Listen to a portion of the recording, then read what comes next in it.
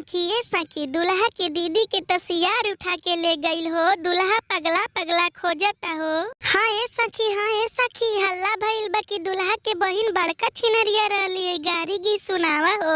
और सियार ले गईल हो, सियार ले गईल दुल्हा के बहिन के सियार ले गईल। भसुर के बहिन के सियार ले गईल। और दुल्हा त खोजे ले गाँव के नहर में, सियारा त छिनरो के ले गईल रहर में। हुड़ार ले गईल हो, हुड़ार ले गईल समधी के बहिन के हुड़ार ले गईल। दूल्हा के बहिन के सियार ले गईल। और सियारा त छिनरो के तुरल सा झूलनिया, रोई रोई कहे भसुर के बहिनिया।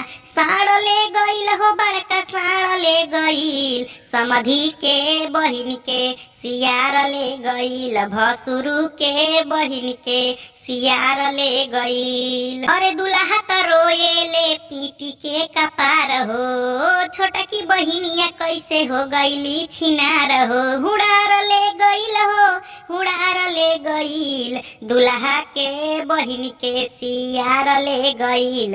भसुरु के बहिन के सियार ले गईल, समधी के बहिन के सियार ले गईल।